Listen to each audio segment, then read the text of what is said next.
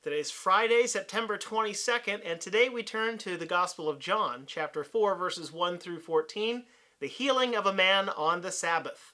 The verse of the day is John 5, verse 6. When Jesus saw him lying there and knew that he had been there a long time, he said to him, "Do you want to be made well?" Well, once again, we're going to hear from the Bible in rhyme, John's Gospel, chapter 5, verses 1 through 14, and it's a brief passage today. At the pool of Bethesda, an invalid lay, as Jesus walked up to the man on that day. "Do you want to heal?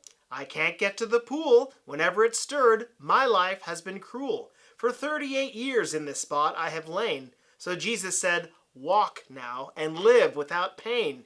He'd healed on the Sabbath, a trespass. So when the priests heard of this, they were angry with him. I love how Kyle Holt tells that story so succinctly, and those 14 verses just pares it down so we can really understand what's going on here. Well, even before Jesus performed a miraculous healing there, the location had been seen as a site of supernatural grace and healing. The name of Bethesda meant House of Mercy or House of Grace. Here, disgrace and grace met, as often those viewed as social outcasts and pariahs congregated together to seek healing and restoration, both in their body and into society.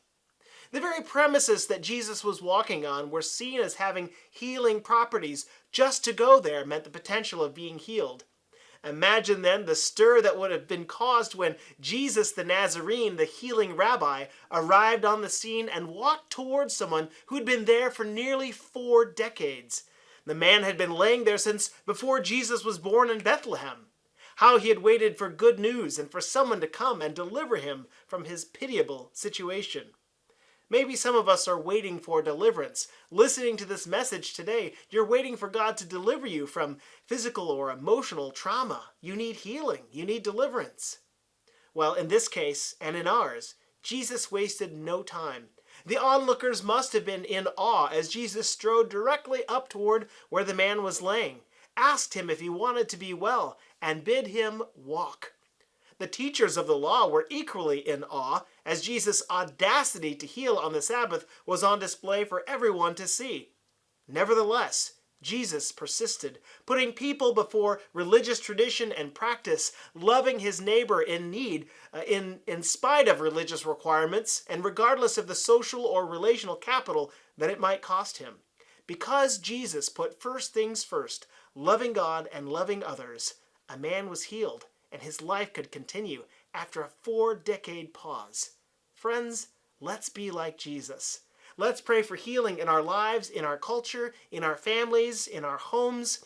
Jesus longs to bring about restoration, and maybe we've been waiting at the right place for just the right moment. Well, I join my prayers with yours for just that kind of deliverance to come around. And I know that God hears our requests, and no matter how long it may take, whether it's 3.5 months or 38 years, Jesus is on the way.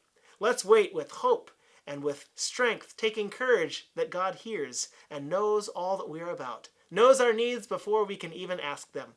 One of my favorite psalms is Psalm 139. "O Lord, you have searched me and you know me. You know every word of my mouth before I speak it, and you know my path before I take a single step.